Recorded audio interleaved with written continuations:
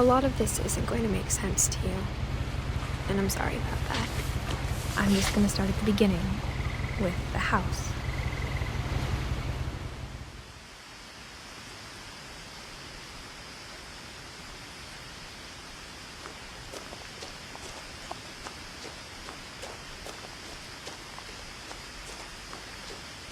I lived here until I was 11, but I wasn't allowed inside half the rooms.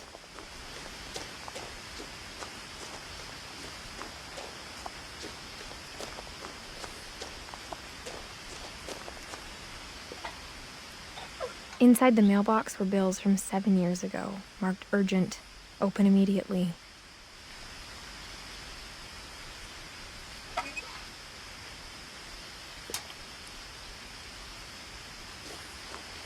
I hadn't been back since my brother Lewis's funeral.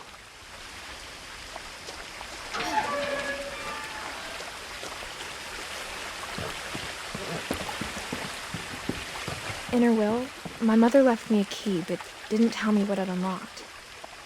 Maybe she thought I'd know. Or she thought that the mystery would be enough to bring me back.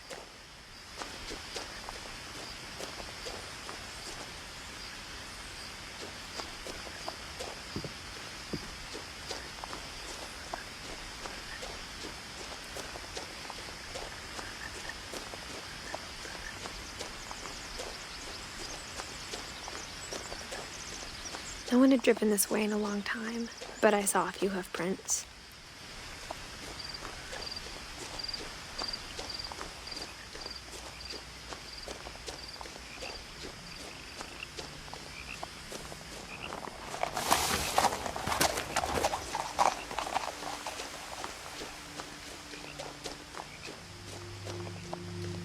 The truth is, even after I inherited the house, I never thought I'd come back to it.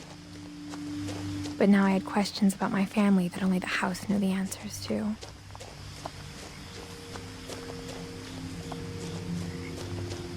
The house was exactly like I remembered it, the way I'd been dreaming about it.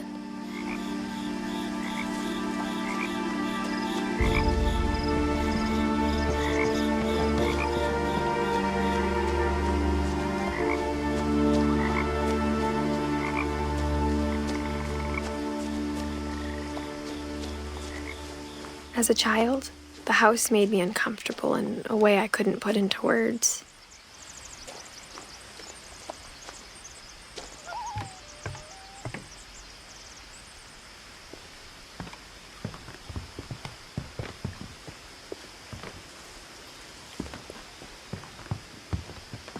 Now, as a 17-year-old, I knew exactly what those words were. I was afraid of the house.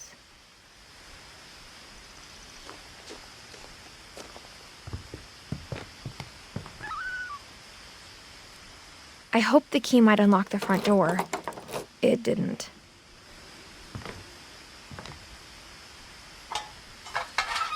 Looking in, I felt like the house itself had been waiting for me.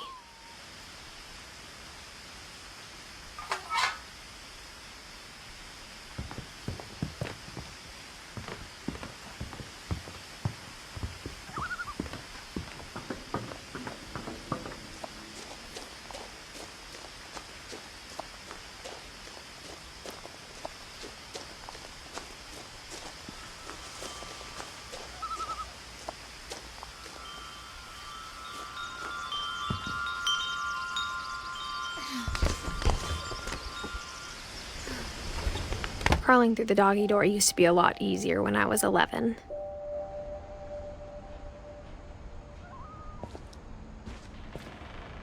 The power had been turned off the night we left.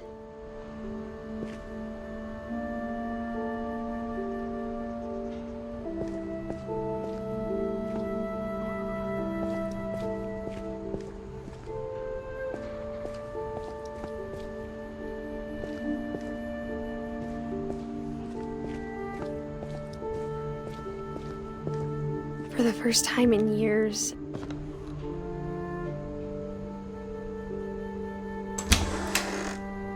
I felt like I was home.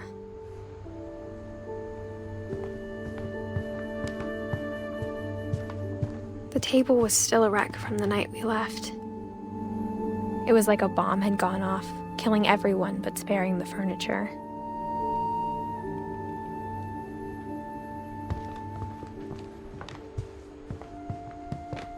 My mom was the only one of us who could imagine Great-Grandma Edie living in a nursing home.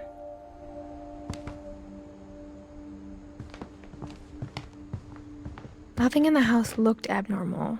There was just too much of it, like a smile with too many teeth.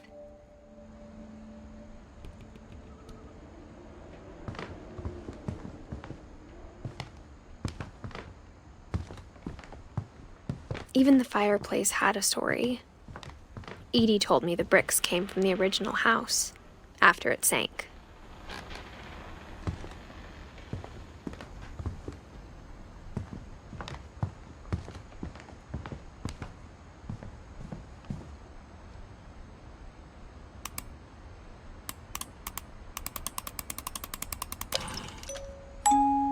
Great-Grandpa Sven built a music box for Barbara, along with the rest of the house.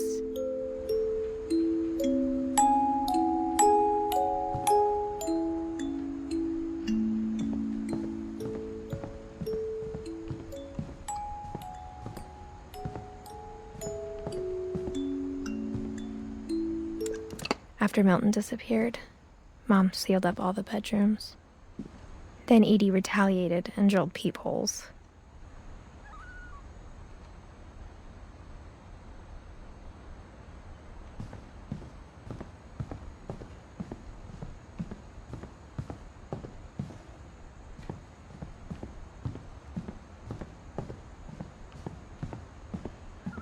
Whenever people ask me about my family, the first thing they always want to know about is Barbara. Edie's father, Odin, built the original house.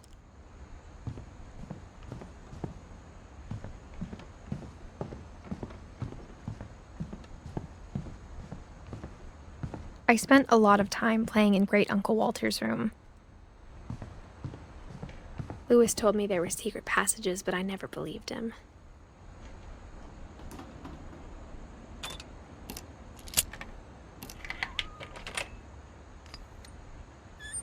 Turns out, my mom was really good at keeping secrets.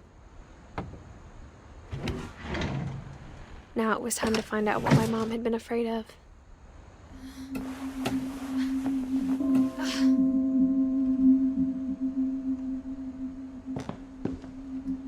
From the paintings on the wall, it was clear my brother Milton had been here before me.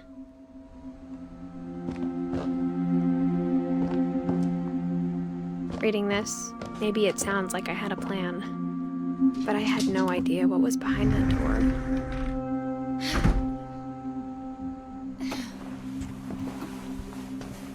Just like I had no idea where all this was gonna lead.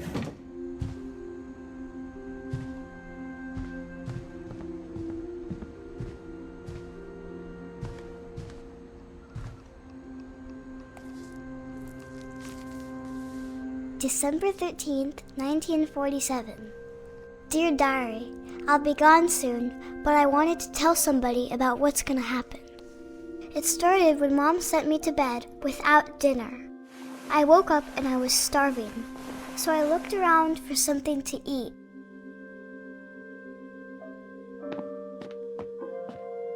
The gerbil food was dry, but I didn't mind it.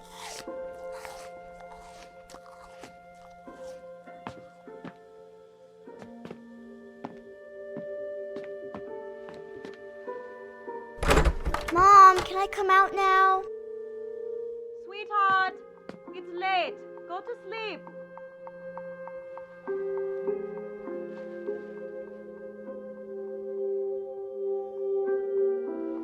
My Halloween candy was all gone.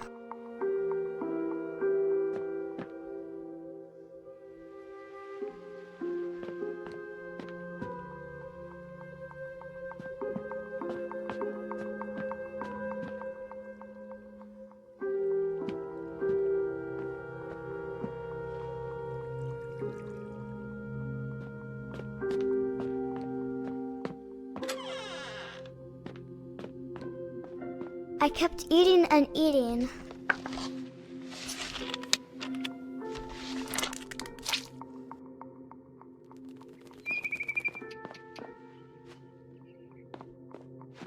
I ate a lot of things that night.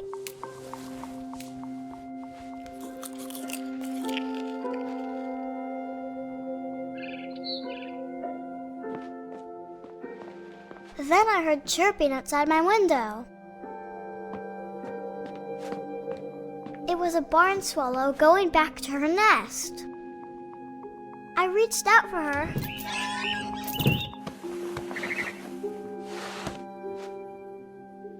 And suddenly, I was a cat.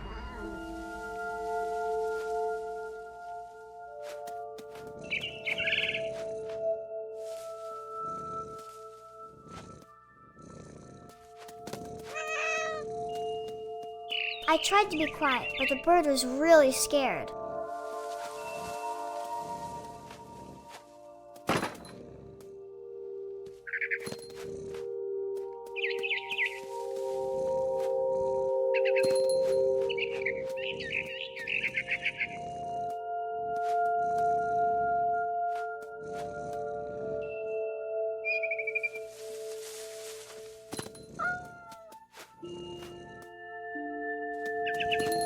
Mom and Dad didn't even look at me.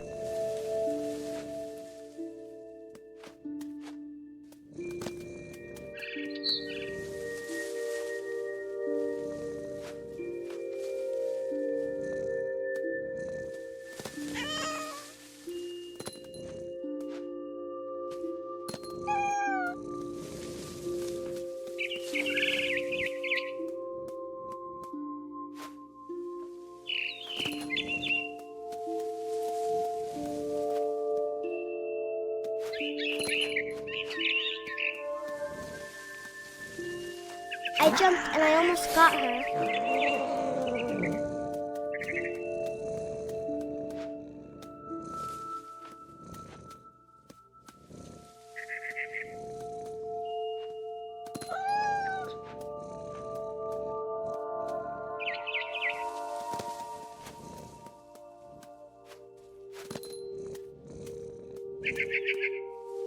I could tell she was getting really tired.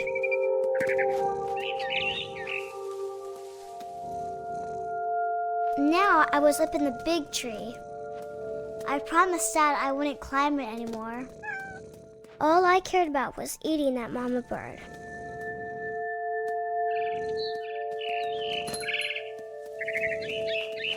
I gobbled her up. And suddenly, I was an owl. First, all I heard was the wind. Then I heard little teeth nibbling in the grass.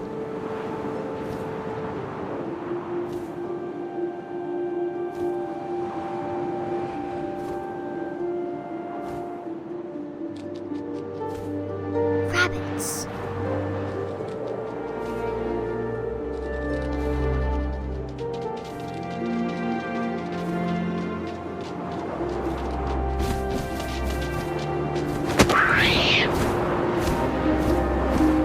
I imagined his face looking up and seeing mine through my talons.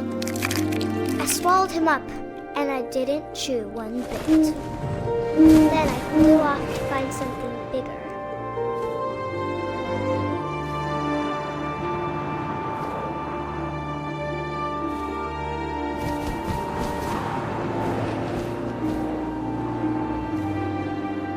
A mama rabbit.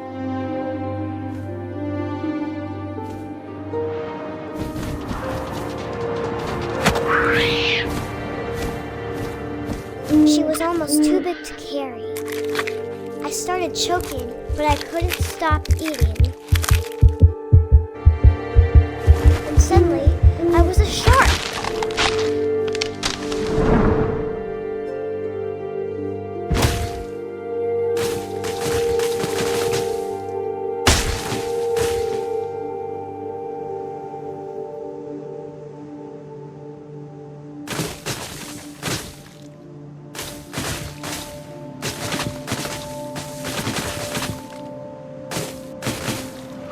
I rolled off a cliff and into the ocean. Now, I was hungrier than ever.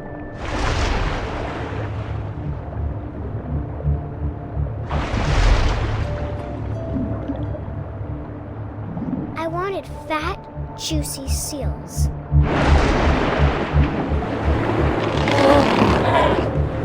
I tore off her flipper, and it tasted really good.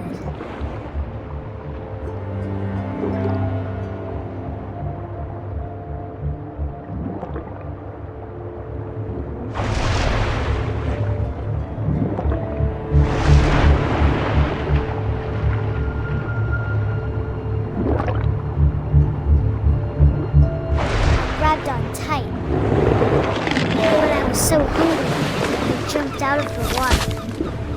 When I opened my eyes, everything had changed.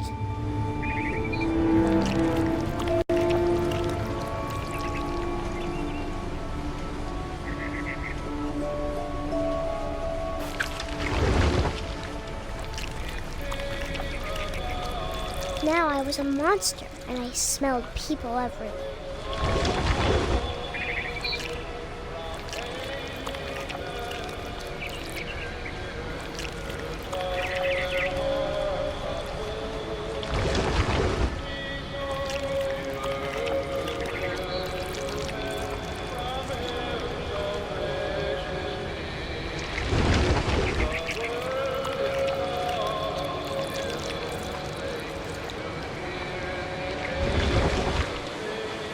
I was big, but I moved real quiet.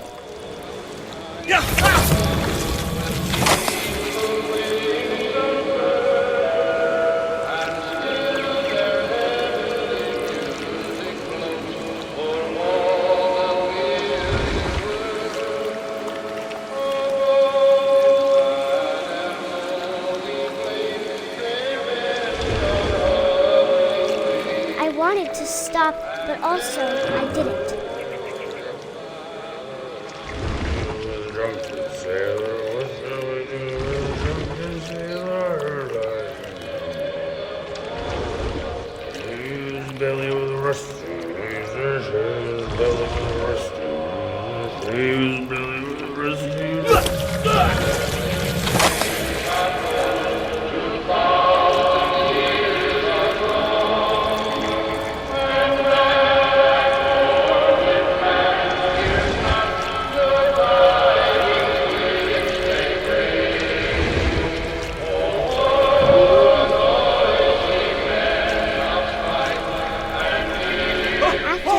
Passenger, I was still hungry. And across the water, I smelled something new. Something I had to have, so I swam towards it.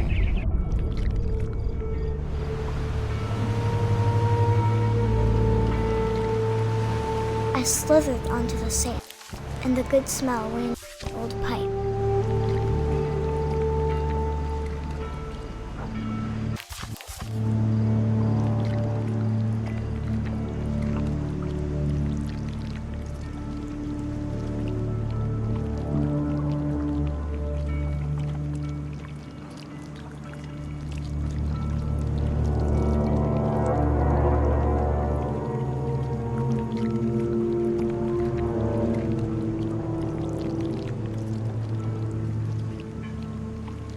I got closer and closer.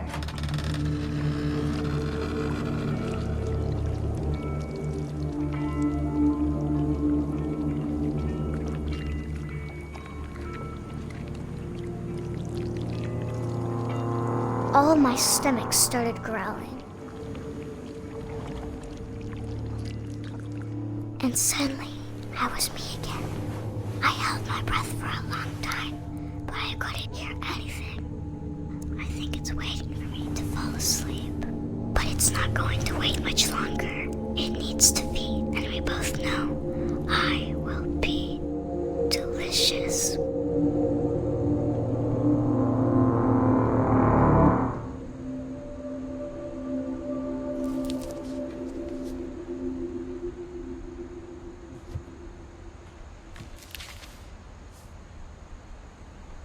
I'm not sure if I believed all of that, but I'm sure Edie would have.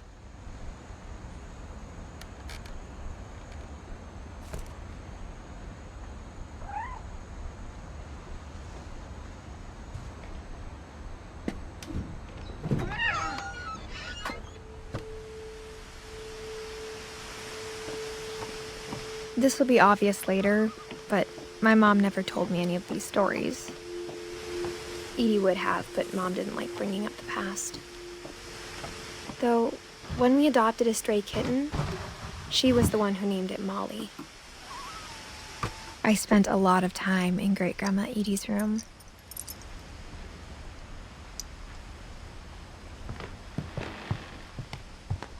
Her room was like a museum. For 500 years, the Finches have been famous throughout Norway for their fortune and misfortune.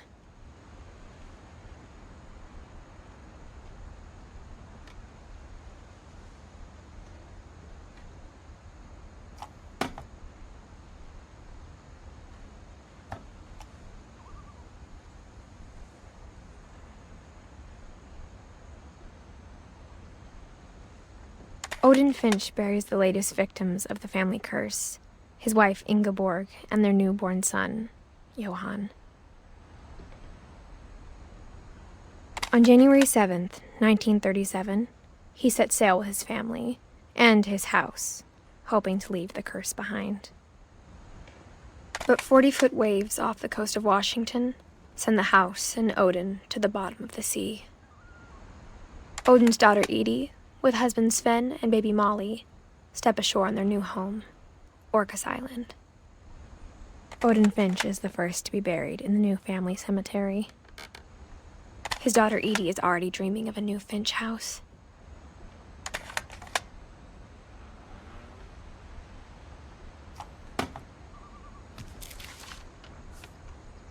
Whatever's wrong with this family, it goes back a long ways.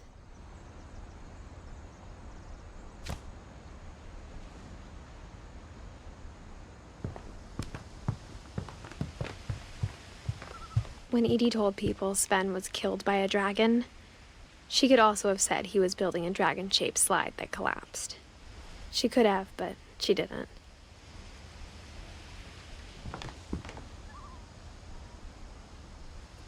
Even in her 90s, sometimes Edie seemed a lot younger than my mother.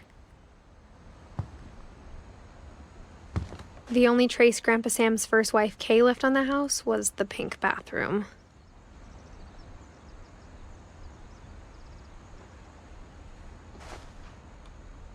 It was a pretty big trace.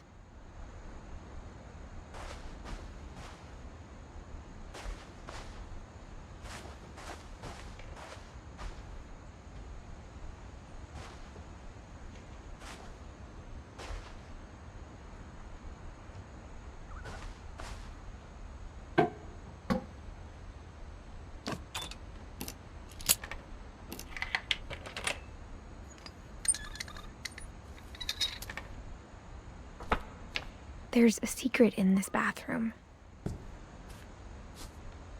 It's in the last place you would look.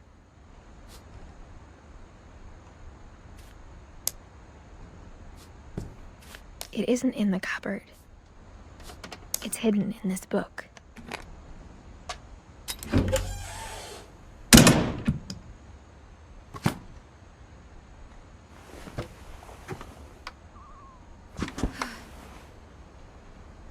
Sven gave Sam an old camera he'd refurbished. He never put it down.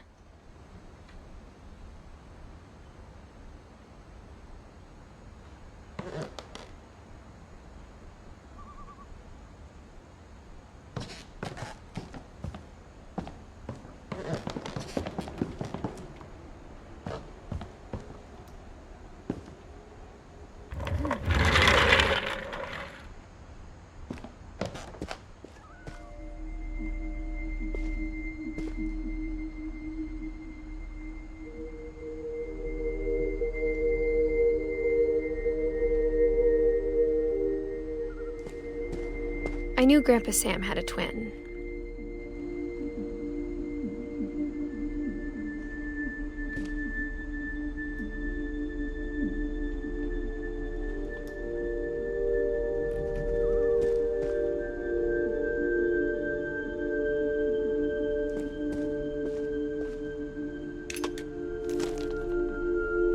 And that he never talked about him.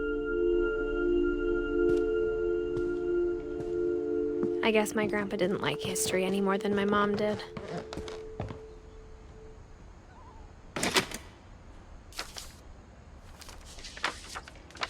How I Want to Remember My Brother by Sam Finch. The thing I remember is that when he made up his mind, that was it.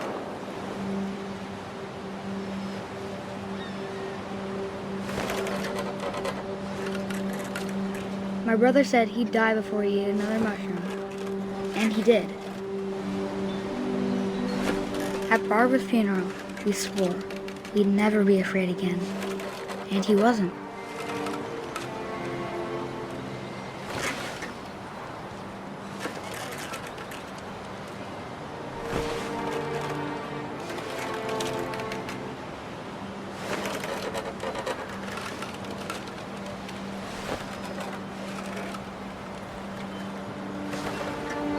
I think Calvin always wanted to fly.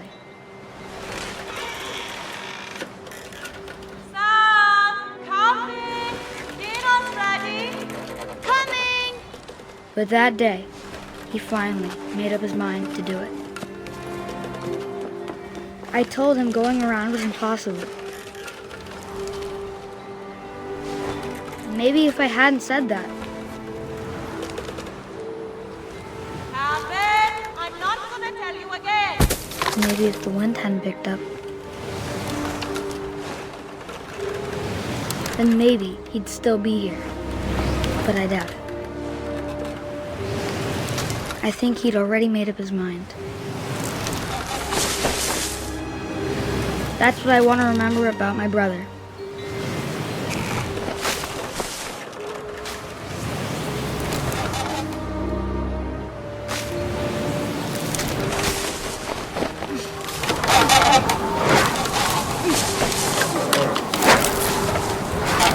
The day he made up his mind to fly. And he did.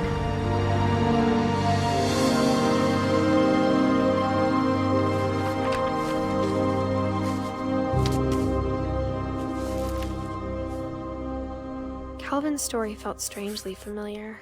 When I was younger, I remember trying to do the exact same thing.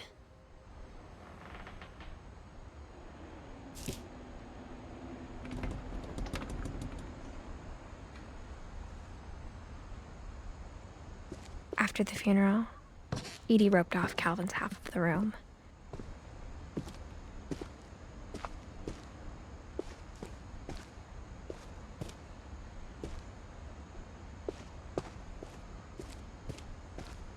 Mom said Grandpa Sam enlisted at 18 and never set foot in the room again.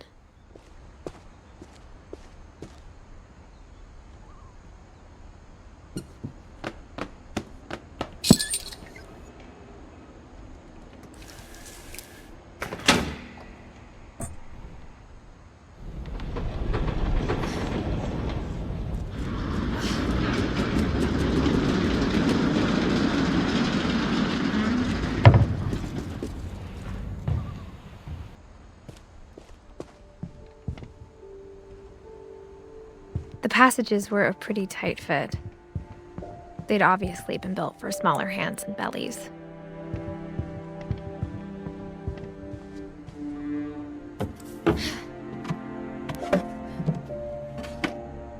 Growing up, I always thought of Barbara as a child star.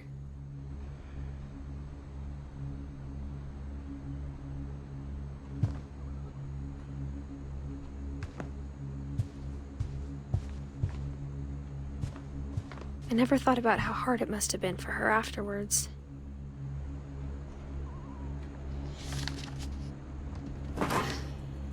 Of all the stories people wrote about Barbara's death, I'm surprised Edie saved this one.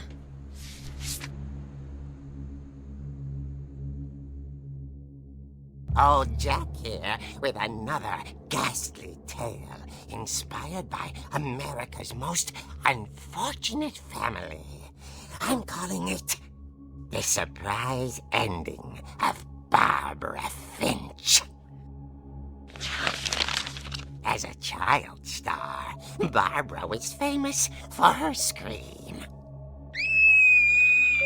Now at 16, she was all washed up, a has-been.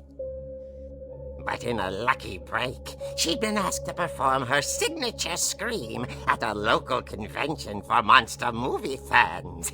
It was just the boost her career needed.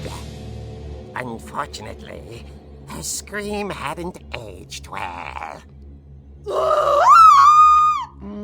Getting better. I think you just need the right motivation. Her biggest fan and current boyfriend, Rick, was about to demonstrate when... Now that was a great scream. It was Barbara's father, Sven. He'd slipped into a table saw and had to be rushed to the emergency room. So Barbara got stuck babysitting her youngest brother, Walter. Her convention comeback was cancelled. Okay, I'm hearing frustration, but I'm not hearing terror. What if I tried... A gang of hoodlums in Halloween masks have been terrorizing Orcas Island tonight. Police are urging residents to... That came from the basement. You're right! Also, I loved your delivery on that. Why is your basement door locked? Because my dad likes making puzzles and secret passages. There's a key hidden in the music box. The secret is to keep winding and winding until finally the key pops out. Thanks, babe. I'll be back in a sec.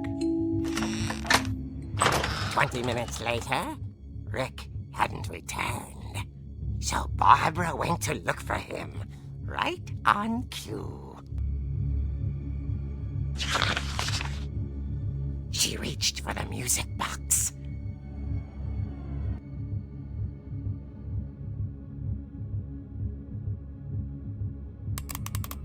And as she wound the key, she listened for Rick, but the house was silent.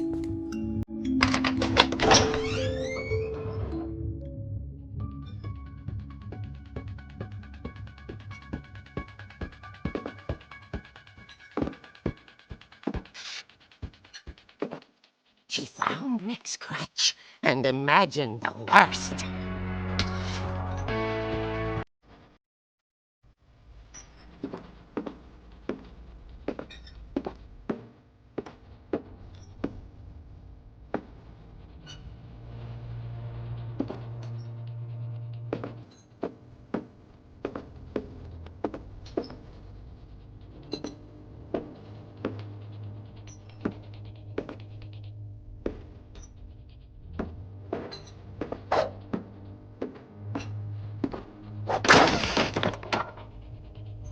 The gang's leader is the infamous Hookman killer, Dr. Carl Hamill, who impaled and then ate his family 10 years ago tonight.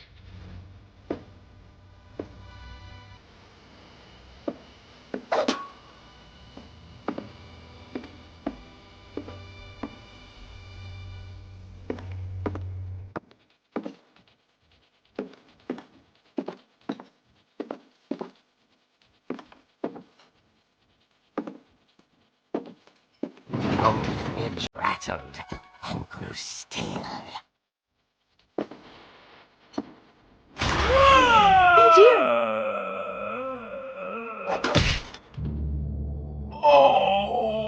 Rick? Barb, relax. I was just trying to scare you to help you find your scream. Well, I'm not scared, Rick. I'm furious. Then act furious. All I'm getting from you now is that you're hurt and confused and... She threw him out, but she kept a little something to remember him by. Barb, have you seen my other crutch? And she was still holding it when she fell asleep watching the late picture show. Hours later... Barbara! Walter, what's going on up there? Ah! Okay, I'm coming up, but if this is a trick, you're dead, Walter.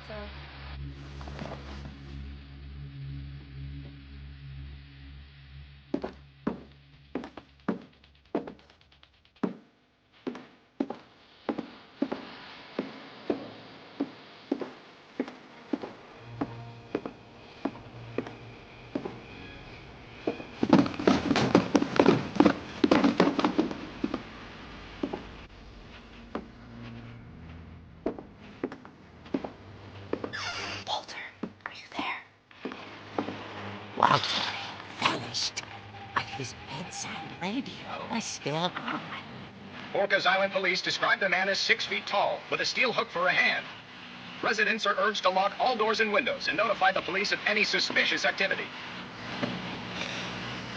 Barbara turned, saw the hook man, and was speechless. He was quite smashing.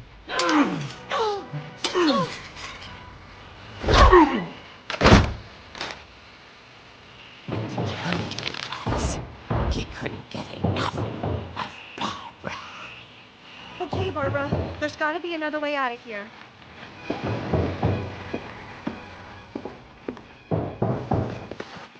That night, she played her part beautifully.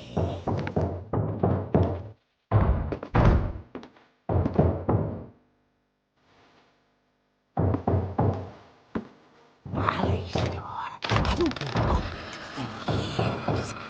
The hinges groaned.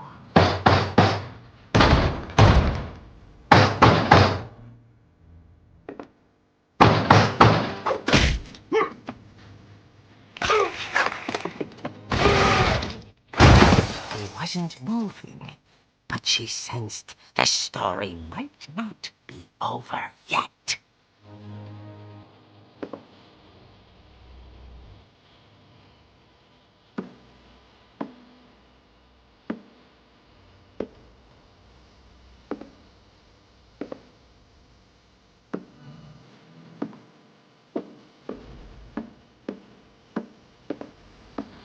The hookman had vanished. She listened for his breathing, but all she heard was...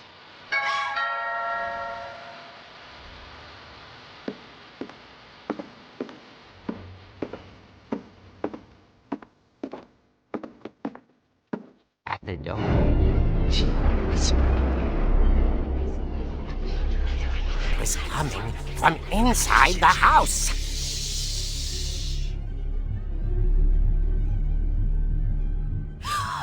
Oh dear. The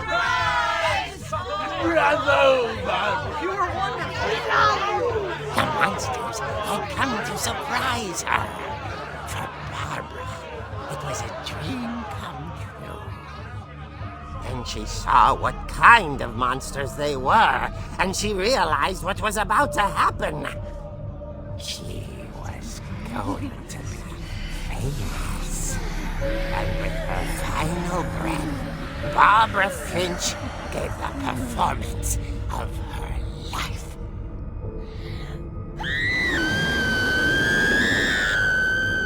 I wasn't there myself, but I hear Barbara was magnificent.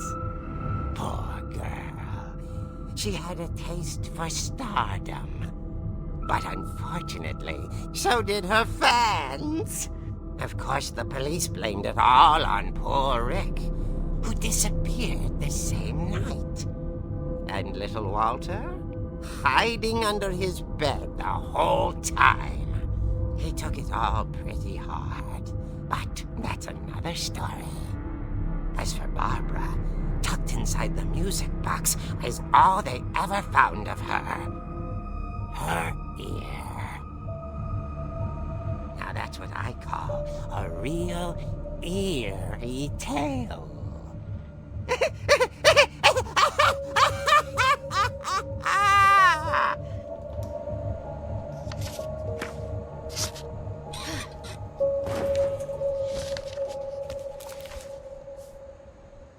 Edie told me all Barbara wanted was to be remembered, as absurd as that comic was. Maybe what Edie saw was a happy ending.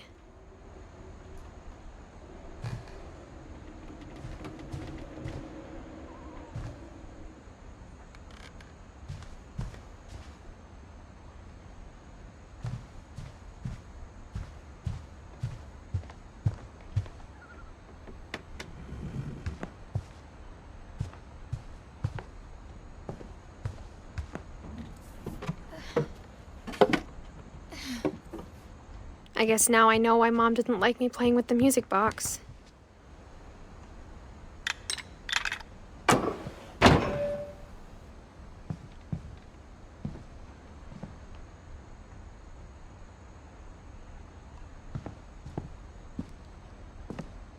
Mom must have locked the third-floor stairs on the night we left.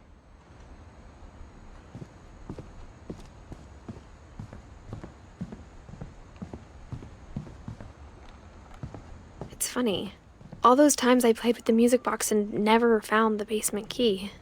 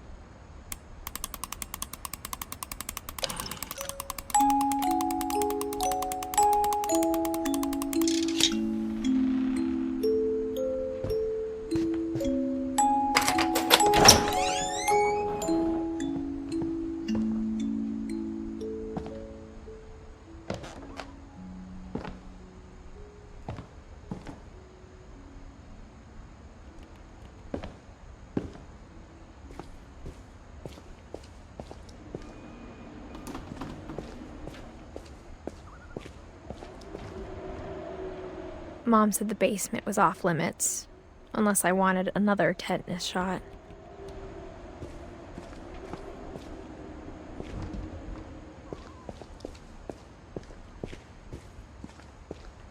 I saw Edie sneak down to the basement once, carrying packages. I thought maybe she was hiding presents.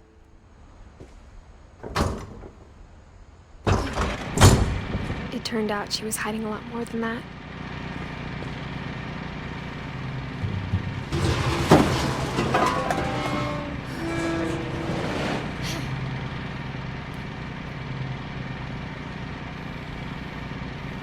I remember asking Mom once about where Walter had gone. She said after Barbara died, he got as far away as he could. If there's a pattern in all these stories,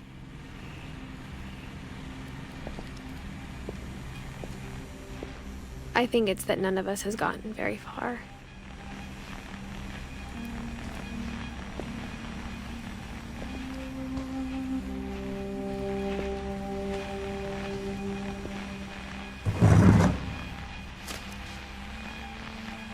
Goodbye, everyone. I can't believe I've been down here for 30 years.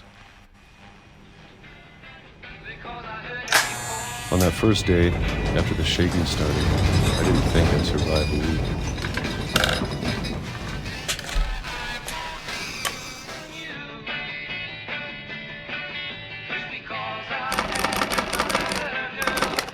But after a few days, I settled into a routine. That's what kept me sane. Having a schedule, living for today. I always expected to be dead tomorrow. But if you wait long enough, you get used to anything.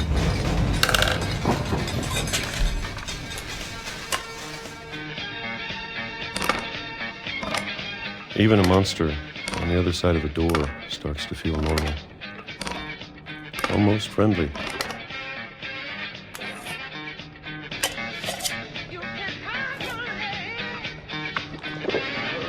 And then one day, everything just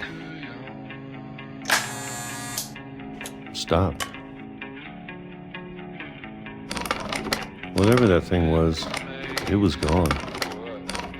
Maybe it got tired of waiting. Or maybe I just got tired of being afraid.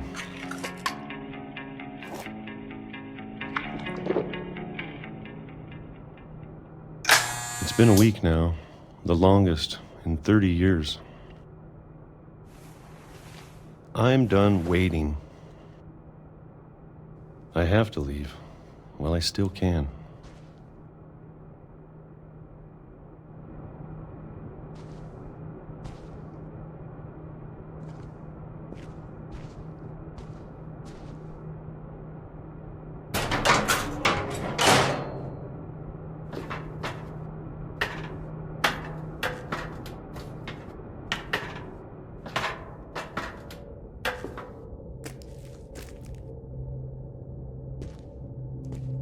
I know it's out there, somewhere. Whatever killed Barbara and Molly and Calvin. Maybe this is all a mistake. But I need to stop living the same day, even if it kills me.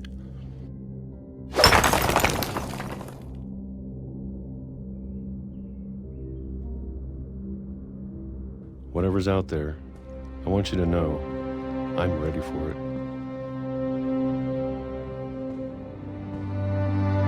I'm going to appreciate all of it, especially the food. I don't mind if I only have a year left. Or a month. Or a single week.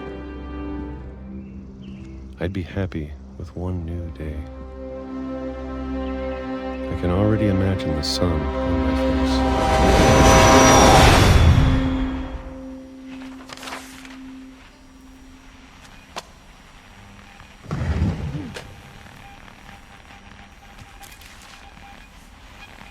Walter died when I was 6.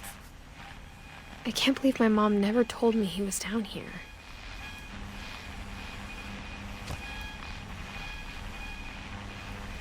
I'm sure my mom was trying to protect me.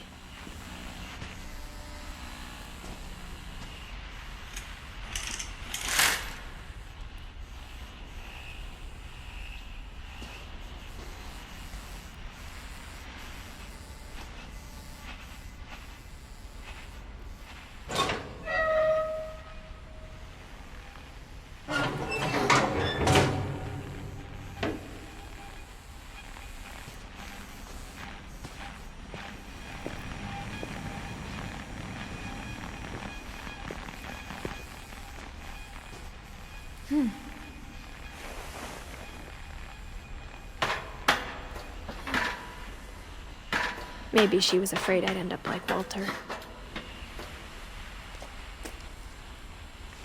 But if she never told me about an uncle under the house, I can only imagine what else she was hiding. I don't want to make the same mistakes she made.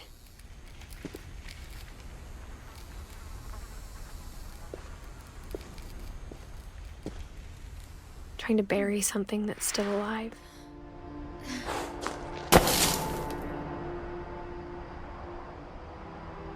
Now that there's only one of us left, or maybe 2,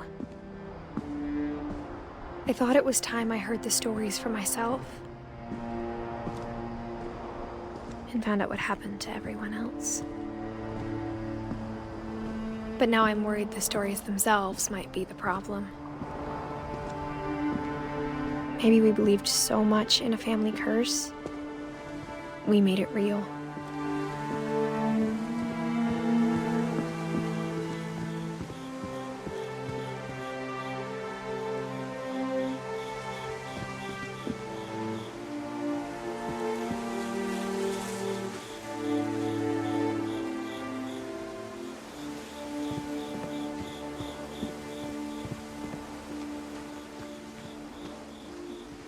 I don't know if I should even be writing this.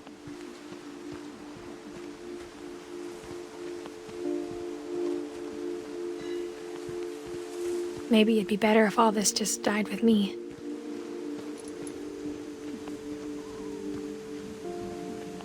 But I thought you should know about your family.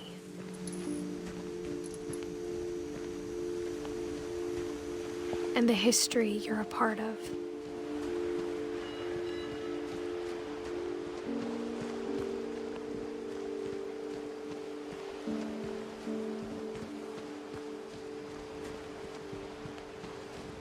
Though to be honest, I feel as lost as you probably do right now. I think the people in these stories believed them, for what that's worth.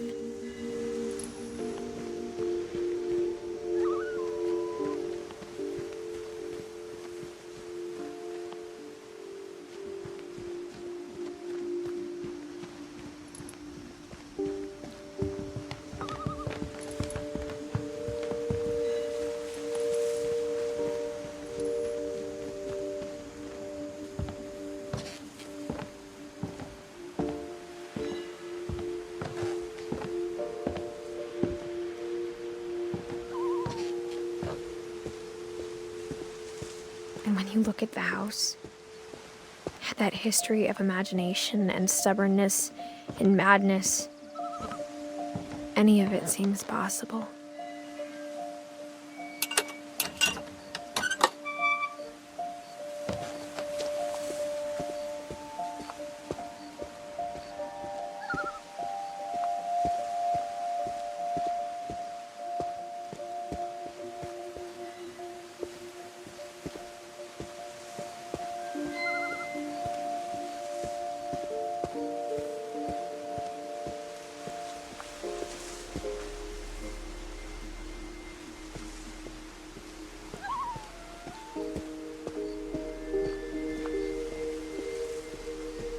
I think we've been surrounded by death for so long, we've just gotten used to it. What kind of family finishes building a cemetery before starting the house?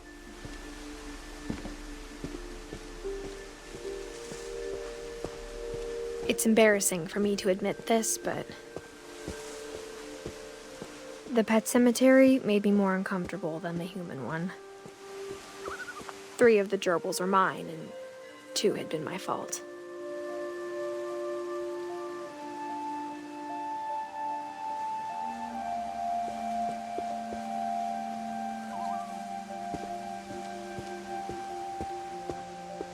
Sven built the house, but it was Edie who designed the cemetery.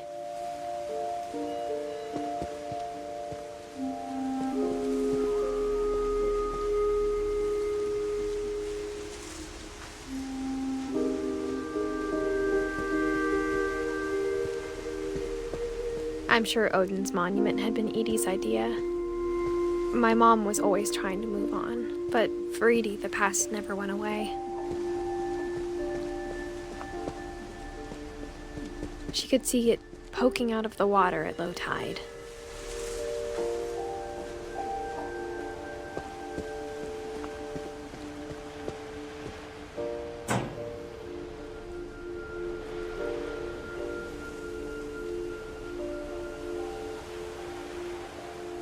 Edie said she dreamed about the old house every night.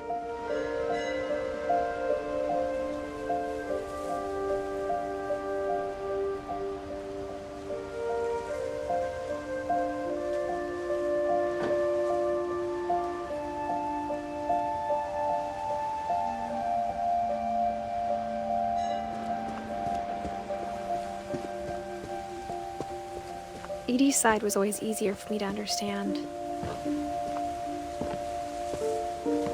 But the older I get, the more I can see where my mom was coming from. She lost 2 of her brothers, just like I did. I get why she tried so hard to protect us.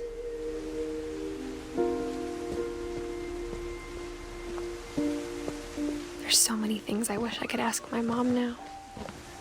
Part of me thinks this is what she wanted all along. For me to come back someday and find everything out for myself.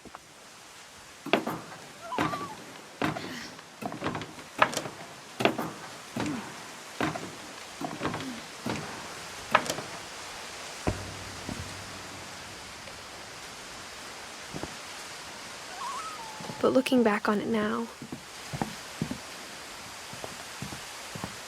if she told me there was going to be so much climbing, I never would have come when I was 22 weeks pregnant.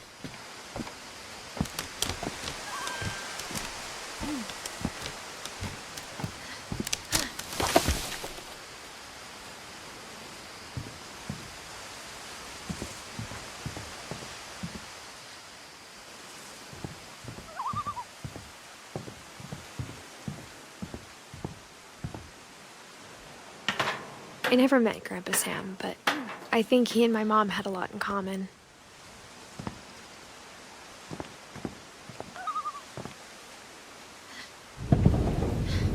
They were both pretty intense.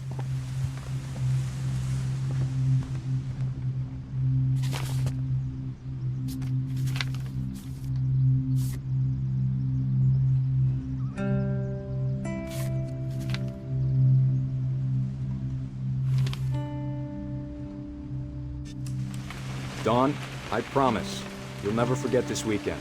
Yes, sir. These memories are gonna last a lifetime. Am I gonna have to shoot anything? It's a hunting trip, Dawn. Shooting is strongly encouraged. Not quite. What? Perfect. It's gonna rain the whole weekend, isn't it?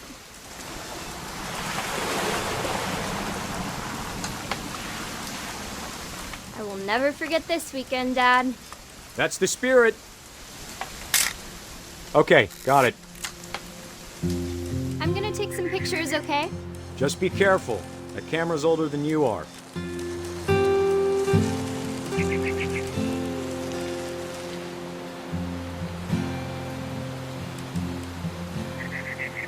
You're right, Dad. It's starting to clear up.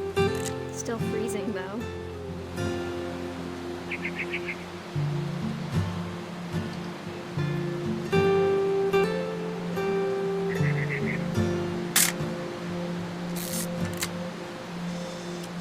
Definitely should not have drunk all that coffee.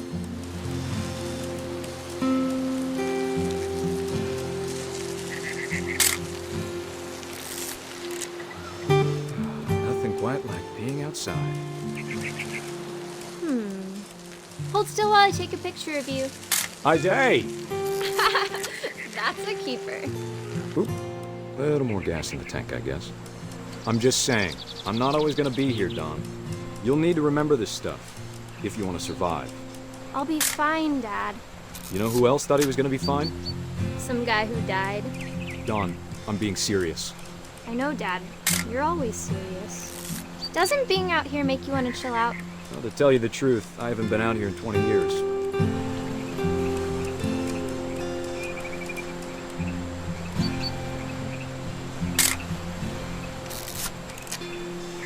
Last time I was with my brother Calvin. Man, that was a great trip. Your grandpa Sven taught us how to fish, how to build a fire. We found an old logging trail. There were deer everywhere. Dad! Good eyes, Dawn.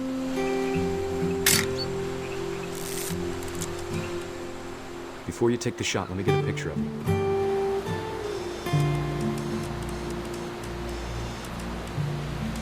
Dad, I... Just breathe. Turn off your imagination. Let me get behind you. Do I have to do this? Dawn, you don't have to do anything. But if you want to survive, you need to be strong. Great shot, Dawn!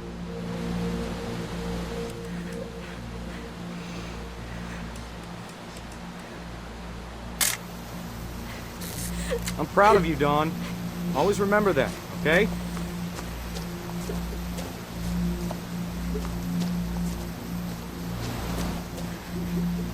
Dad, it's twitching. I think That's it's totally so... normal, Dawn. Just focus on the camera. Try not to think about... Dad!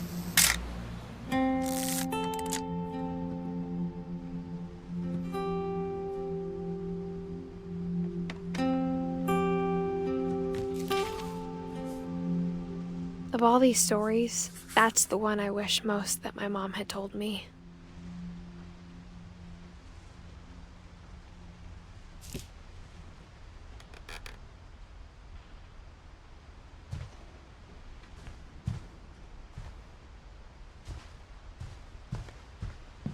Instead of hiding from death, Sam seemed to go out of his way to meet it.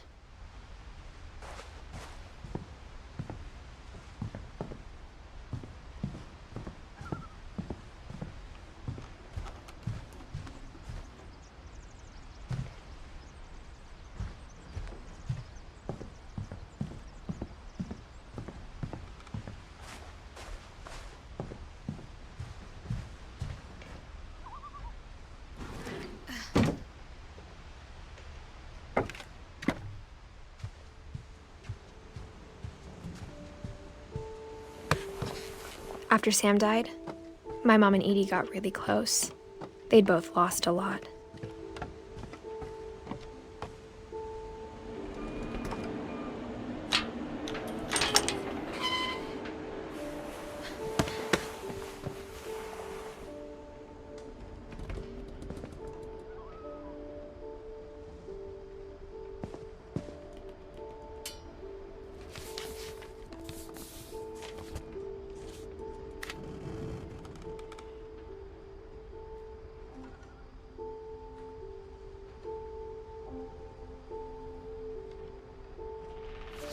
Dear Kay, do you remember the way Gregory used to laugh when he thought he was alone?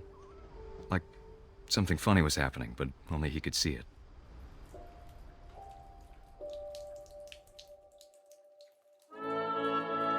I think he saw things the rest of us don't.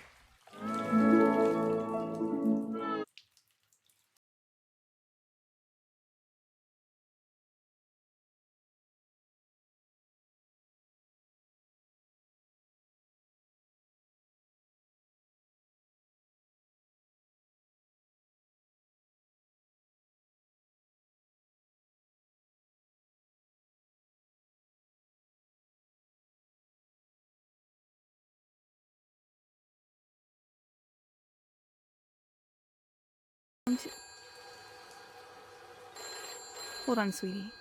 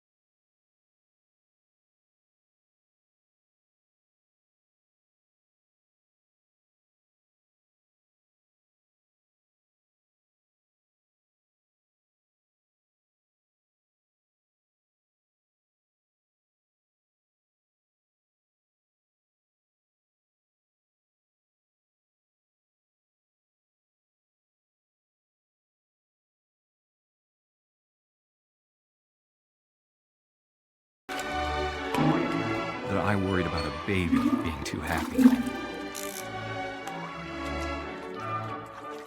I could feel him slipping away. Sorry about that, Gregory. I know you did everything you could. Maybe if I hadn't called that night. Damn it. Hold on, I don't want Gregory to hear this.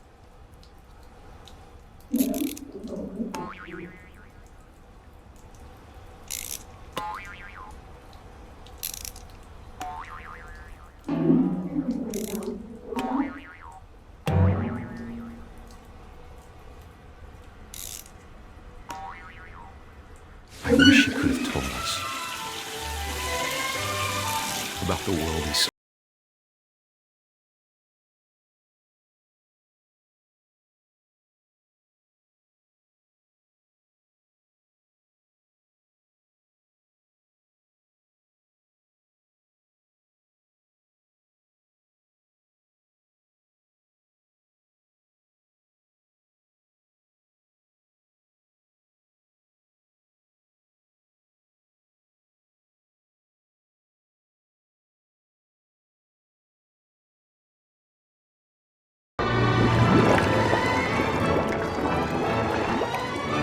I'm sure he's happy. And he'd want you to be happy too. Good luck, Kay. Love, Sam.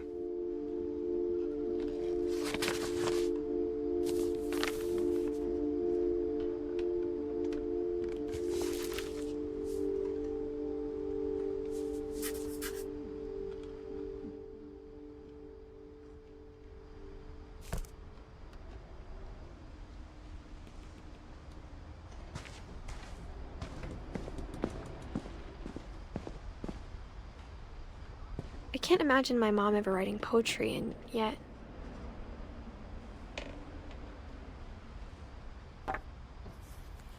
A poem for Gus, who always said the wedding was a bad idea.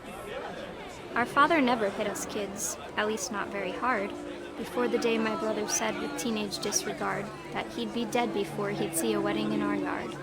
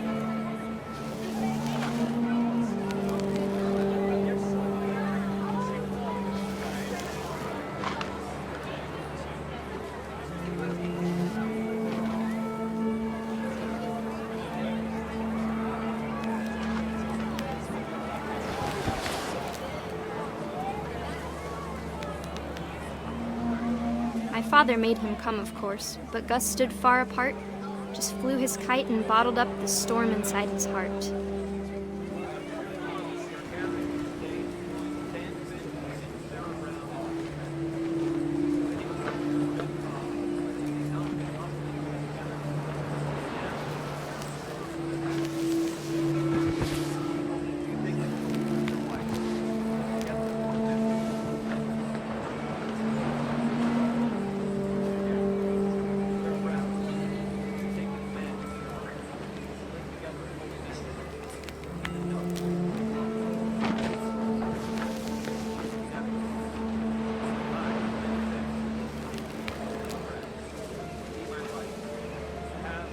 I tried to talk him out of it, but though he'd never met her, "We don't need a stepmom," were the words that I now remember. pronounce you husband and wife. You may kiss the bride.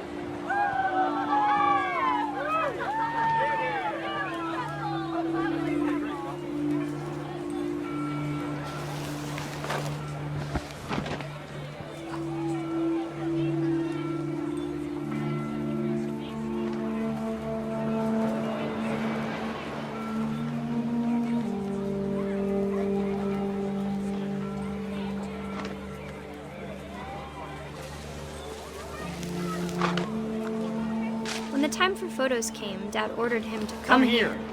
But Gus declined, and as a sign held up his middle finger.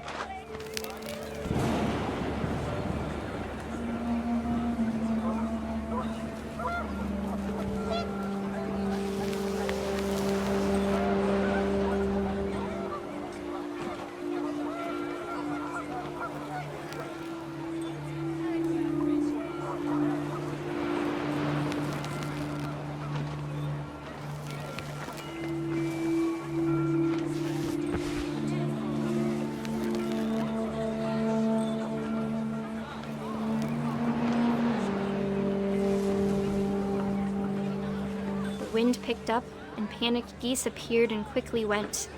But all the humans did that day was go inside the tent.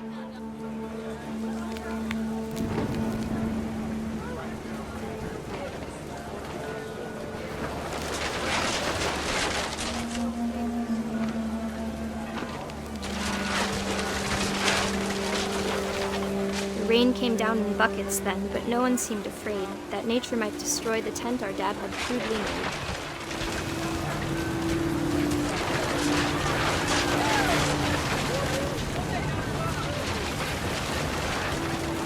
Thunder sounded much too close and full of angry power. But all my father said to this was, "Make the music louder."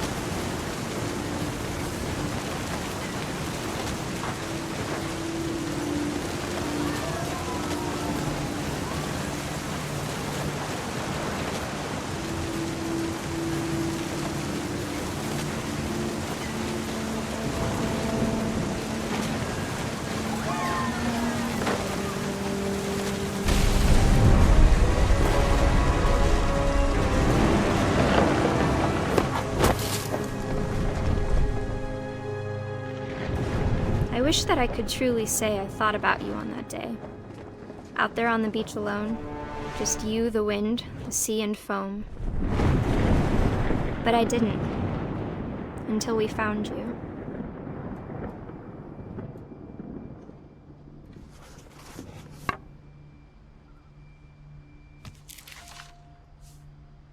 She never talked about him, but Mom told me once if I was a boy, they were going to name me Gus.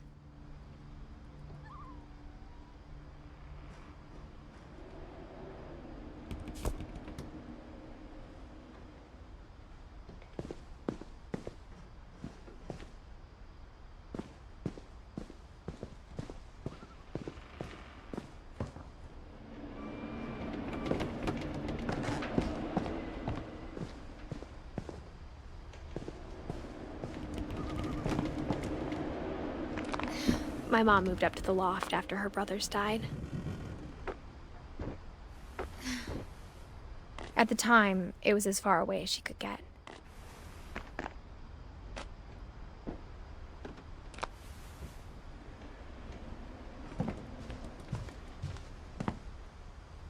She spent a summer building houses in Calcutta, where she met my dad, Sanjay.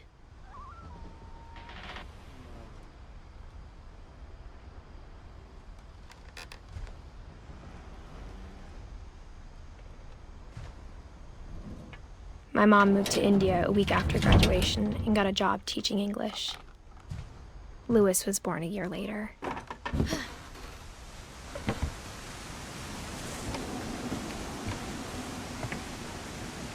When my dad died, I don't think Mom knew where else to go. I'm sure Edie was happy to have her back. And to see kids in the house again.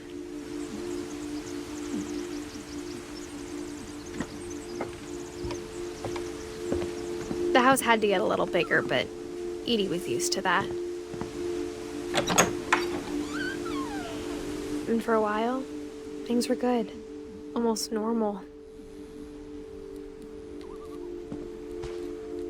But it didn't last.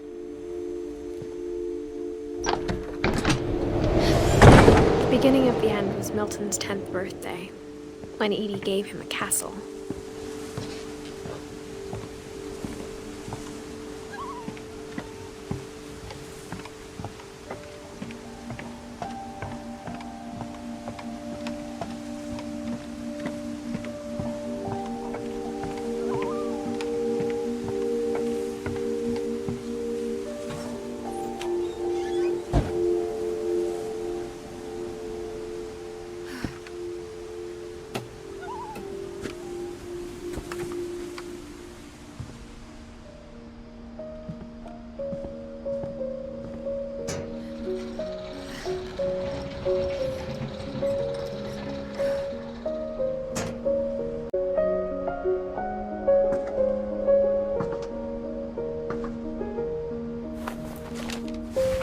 Milton Finch in The Magic Paintbrush.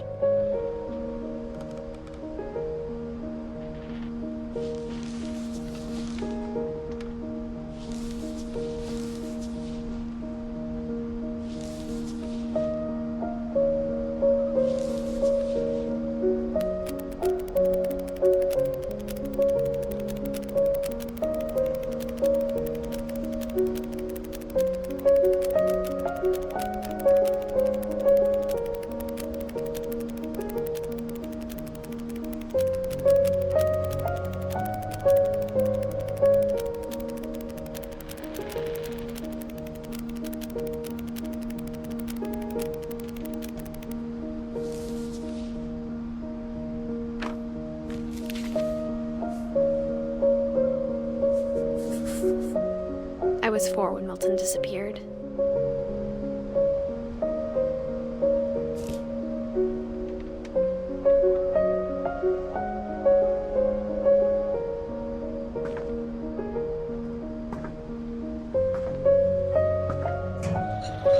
Mom spent months searching for my brother. Then she sealed the doors.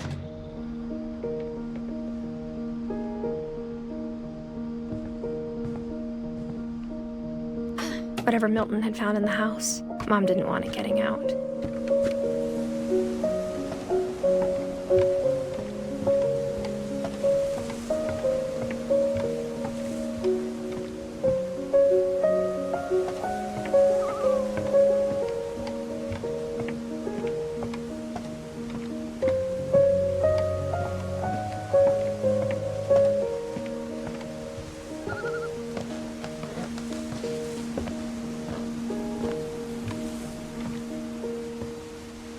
Mom definitely blamed Edie, but I think Louis blamed himself.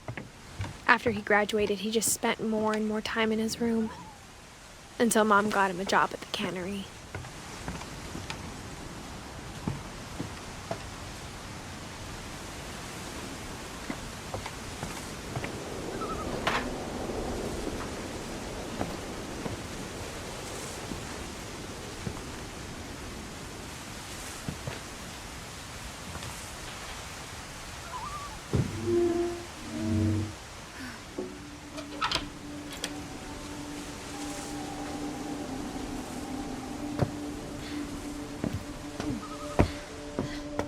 Louis's room smelled very, very familiar.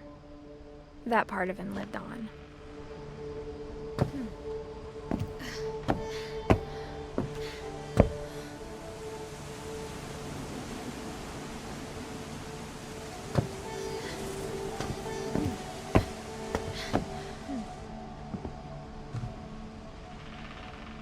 Louis and I spent a lot of time playing games together, but he was surprisingly bad at them. He died a lot.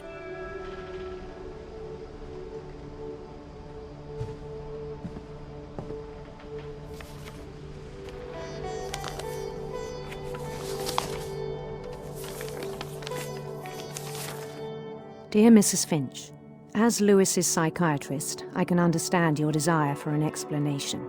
As I see it, the trouble began in January, shortly after we convinced your son to seek treatment for substance abuse. Newly sober, I believe Louis first noticed the monotony of his daily life.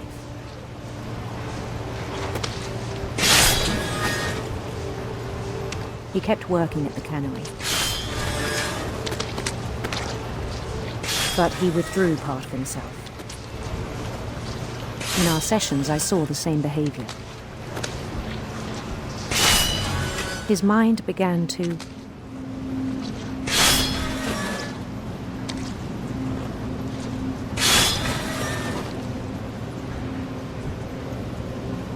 wander.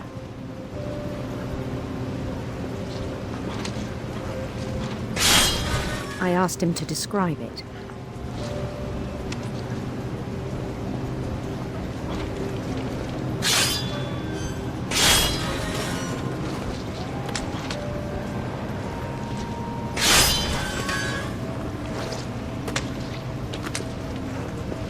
He said he started small, imagining a labyrinth.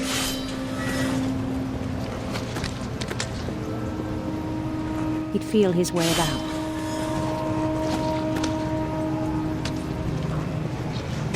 Then something moved. Bats. And toads.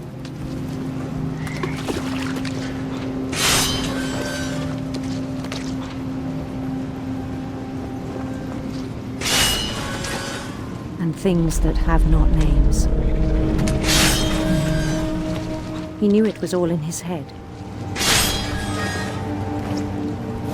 But he took it very seriously. I had hoped he'd find himself.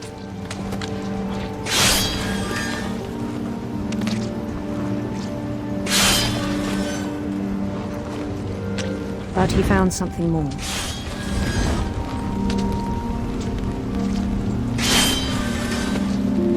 I worried about him then. Daydreaming at the cannery.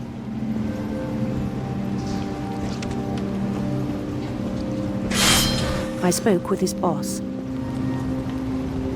But he said Lewis had become a model employee. Methodical, tireless, focused. Like a whole new Lewis. So I let him go on.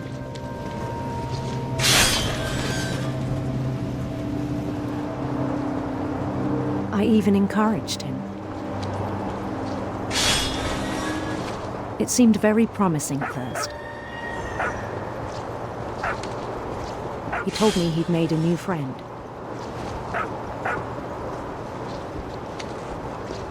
On the edge of a city he named Lewis Topia.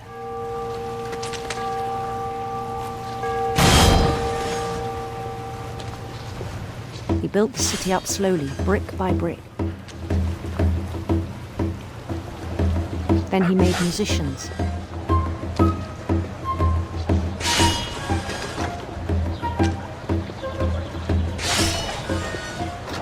And songs for them to play. He talked about starting a band. And he was always humming something. Every day his imagination grew stronger.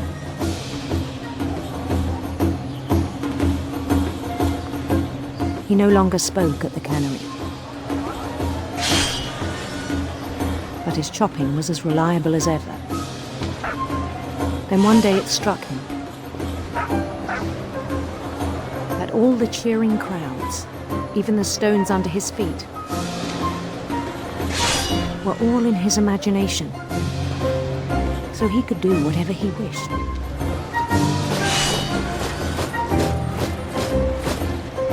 He held an election for mayor. And he won. They begged him to stay, but his mind was already wandering. It became a game for him.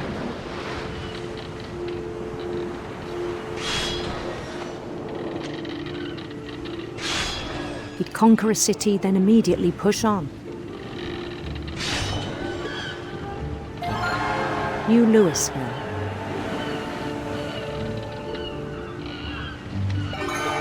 St. Louis. He started drifting away from our reality.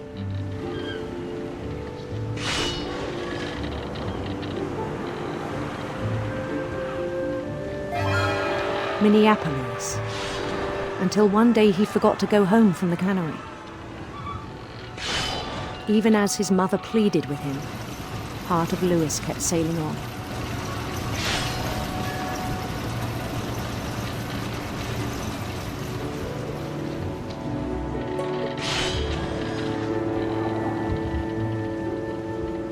In Louisburg, he heard rumors of a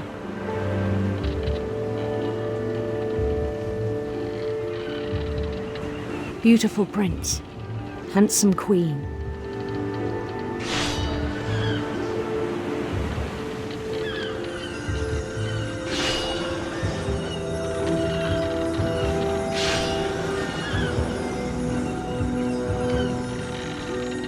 The queen was on her own quest for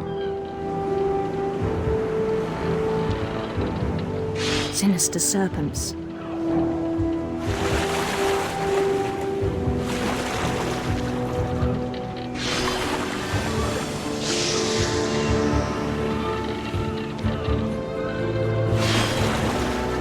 followed the sound of her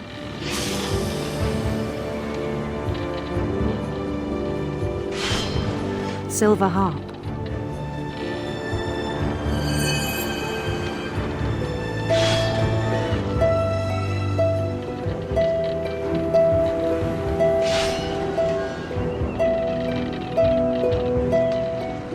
His chase led him to a golden palace east of the sun and west of the moon.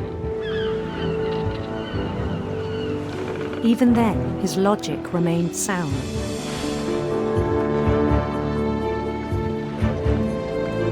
He knew the world was all in his imagination.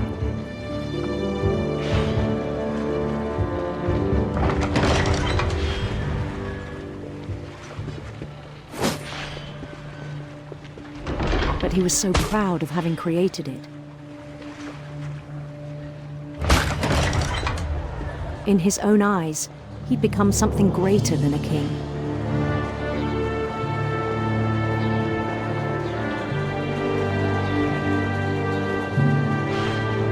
For someone who'd never known success in the real world, I think it was overwhelming. And then it struck him that the real Lewis was not the one chopping salmon, but the one climbing the steps of a golden palace.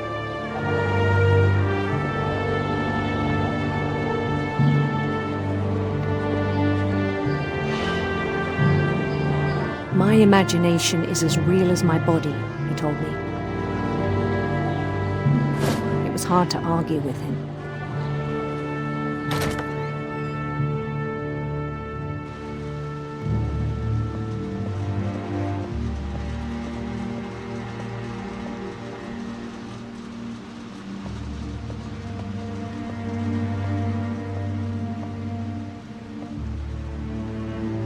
Began to forget the world we know.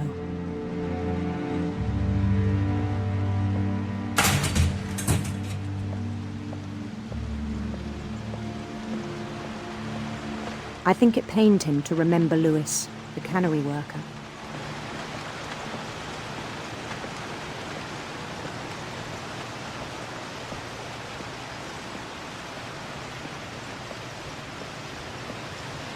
He began to despise the man with a royal contempt.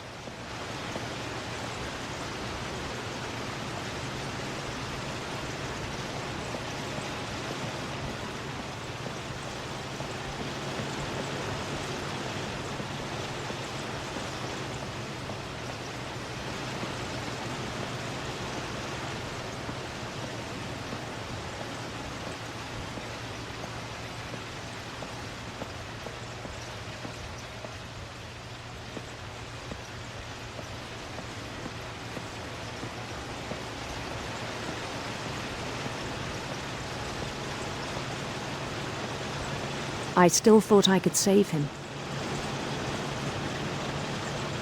Even after he said he was being crowned king over all the lands of wonder.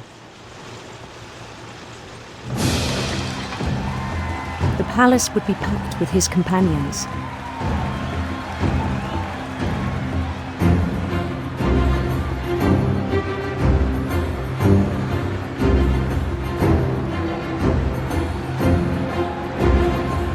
Including the wise Calico who'd insisted on inviting him.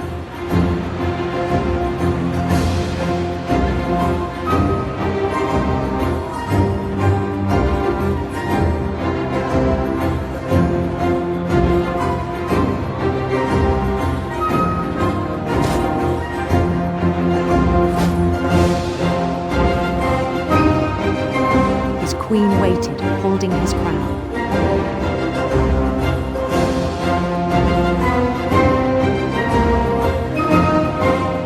There was only one thing left to do.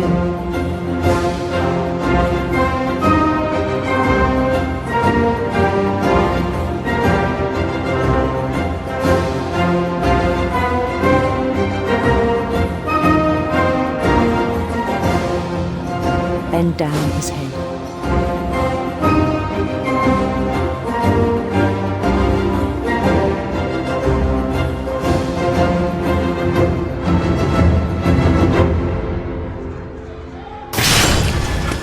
I think you know. Mrs. Finch, your son was a kind man who will be missed by all of us who knew him.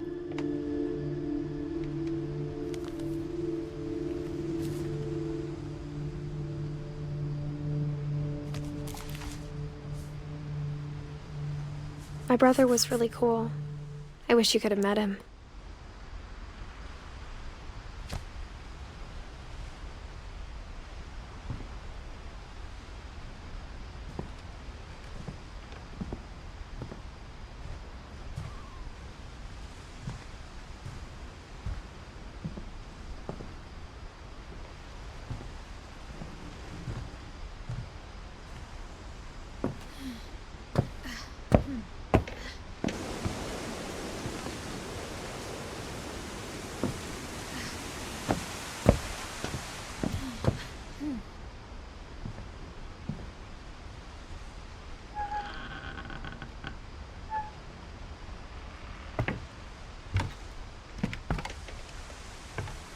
On the way back from Lewis's funeral, my mom told me to start packing. She waited until the day before we left to tell Edie. I'm not sure if she wanted to make it easier or harder.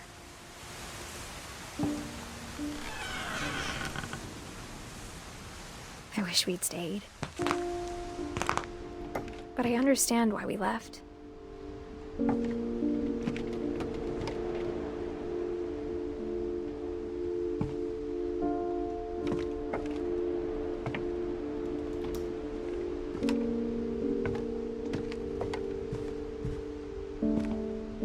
My mom ended up leaving everything behind.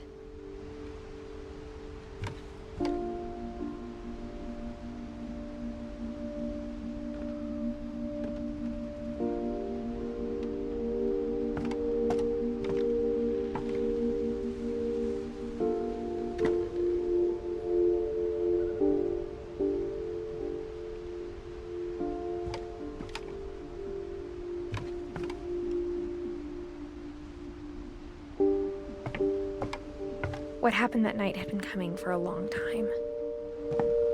Maybe it should have come sooner.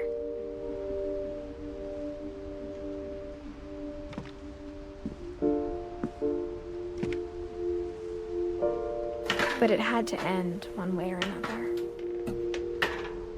All that's left now is to tell you about that last night.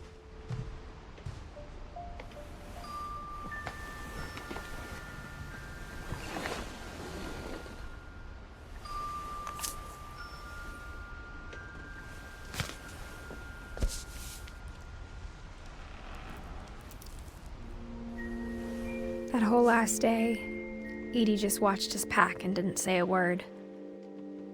Until supper, when she raised her glass and said, "To our final night together, and all our final nights apart." Grandma, you know what I said about alcohol. Some of your medications are very Edith, specific. I left a present for you in the hallway. Why don't you go open it? The grown-ups have to argue now. I'm sorry, you're right. We're all leaving tomorrow. Let's just enjoy our last... I'm not leaving. Edith, you're excused.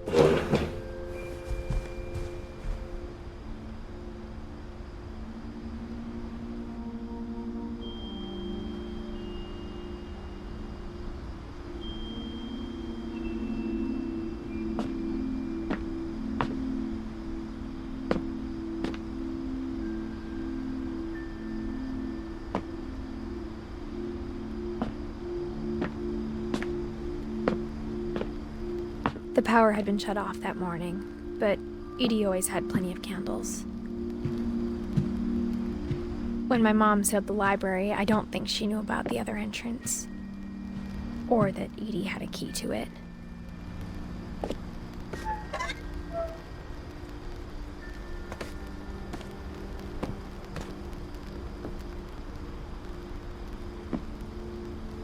The thing you're afraid of isn't going to end when you leave the house.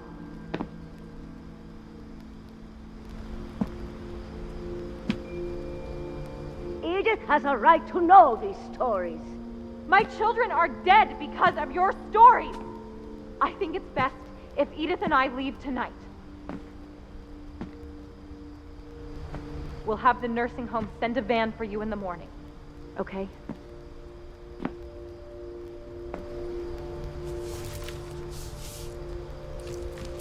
Dear Edith, there's so many stories I wish I could tell you, but there's only time for one. This is about what happened on the night you were born.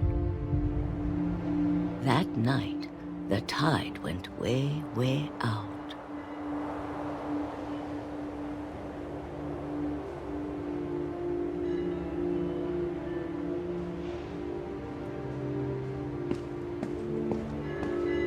It was the first and last time I ever saw the old house aground. There'd been an earthquake out in the middle of the ocean. They called it the lowest tide in 1,000 years. God, it smelled awful. You know, I've seen that house every day of my life.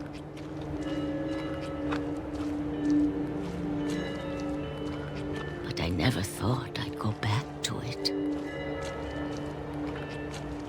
When the fog rolled in, I lost my way.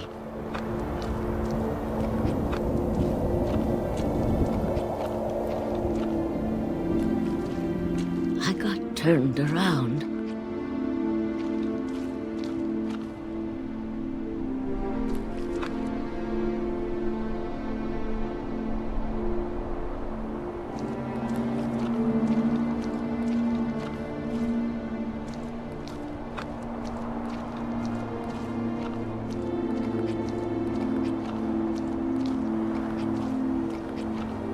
For a while, I wandered.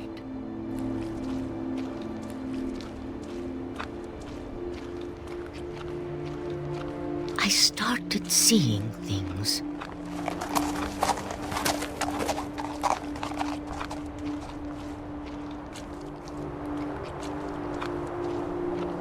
Things I'd forgotten had ever existed.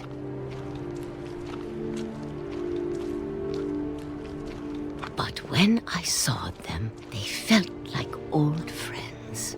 That night, a lot of things came back to me.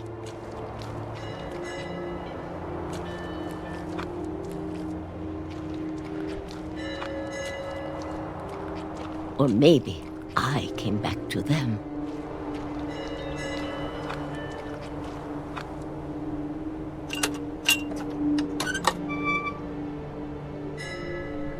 Things I can't explain, but that I need you to try and... Edith, what are you doing in here?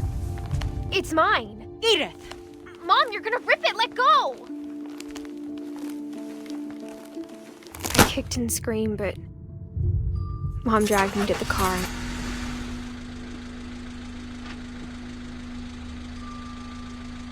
I never saw Great-Grandma Edie again. The next morning, the van came to pick her up, but she was already gone. After that, we moved around a lot.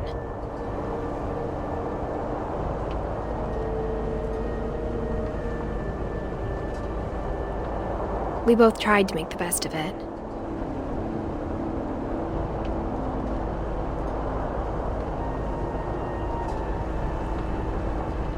A few years went by.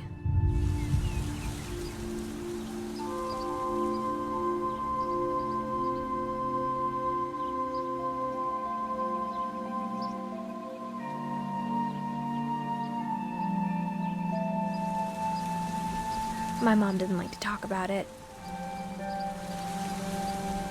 But she started getting sick a lot. The rest happened pretty quickly.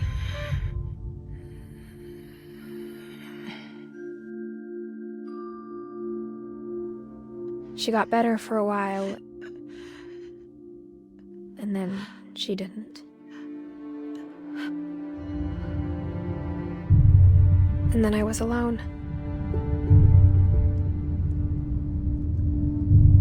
The last Finch left alive.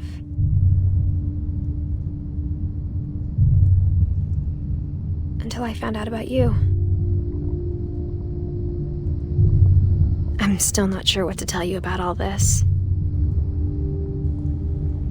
If we lived forever, maybe we'd have time to understand things. But as it is, I think the best we can do is try to open our eyes. And appreciate how strange and brief all of this is.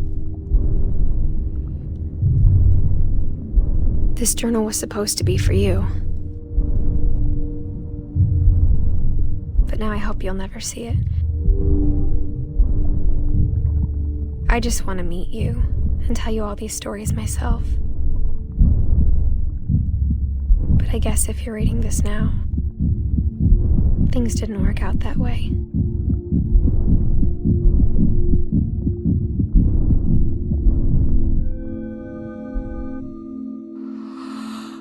This is where your story begins. I'm sorry I won't be there to see it. It's a lot to ask, but I don't want you to be sad that I'm gone. I want you to be amazed that any of us ever had a chance to be here at all. Good luck.